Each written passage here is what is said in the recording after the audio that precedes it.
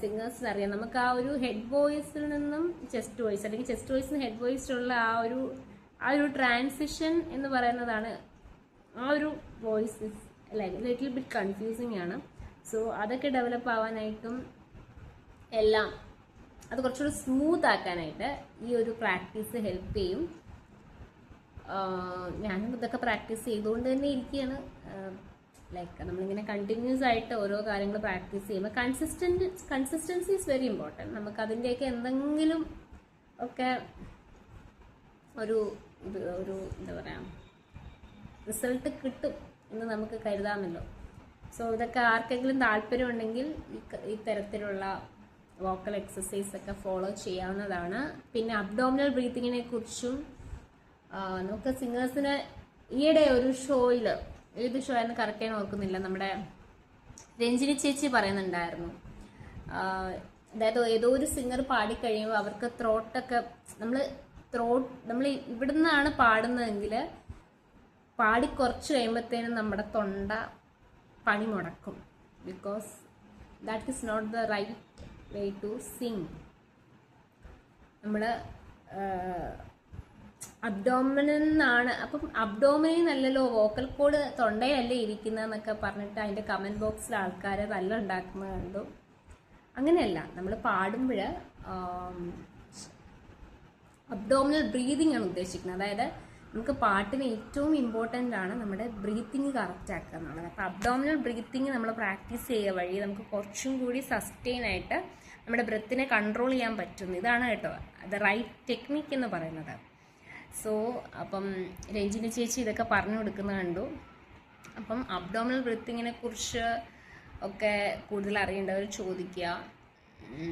Abdominal നമ്മളത് പ്രാക്ടീസാണ് കേട്ടോ. എനിക്ക് ഇനിഷ്യലി ഒരു 2 hour ഒരു 2.5 വർഷം മുന്നേ, അല്ലെങ്കിൽ ഒരു 3 വർഷം മുന്നേ, അല്ലെങ്കിൽ ഒരു 10 വർഷം മുന്നേ ഒക്കെ ഞാൻ അന്വേഷിച്ച് തുടങ്ങിയതാണ് ഏത് തരത്തിലുള്ള റുട്ടീൻ ഫോളോ ചെയ്യണം, എന്താണ് ചെയ്യേണ്ടത്.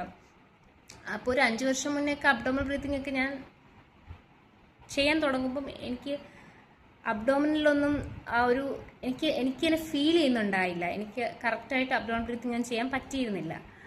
പക്ഷേ എനിക്കത് വേണം എന്നുണ്ടായിരുന്നു. സ്ലോലി പിന്നെ അതിനിടയ്ക്ക് ജ്ഞാൻ യോഗ, ഇഷയോഗ, ശ്രീ യോഗ, ഇങ്ങനത്തെ യോഗകളൊക്കെ പ്രാക്ടീസ് ചെയ്യുന്നുണ്ടായിരുന്നു. അതുകൂടാതെ വേറെ കുറച്ച് വർക്കൗട്ടുകളും കാര്യങ്ങളും, അങ്ങനെ നമ്മുടെ കോർ മസിൽസ് ഒക്കെ സ്ട്രെങ്ത് ചെയ്യാനായിട്ട്, അബ്ഡോമിനൽ മസിൽ സ്ട്രെങ്ത് ചെയ്യാനായിട്ടുള്ള എക്സസൈസ് ഒക്കെ ചെയ്യുന്നുണ്ടായിരുന്നു. അപ്പോൾ അതുകൊണ്ടൊക്കെയാണെന്ന് അറിയത്തില്ല, ഗ്രാജുവലി എനിക്ക് അബ്ഡോമിനൽ ബ്രീത്തിങ് എനിക്ക് തന്നെ തിരിച്ചറിയാനായിട്ട് പറ്റുന്നുണ്ടായിരുന്നു.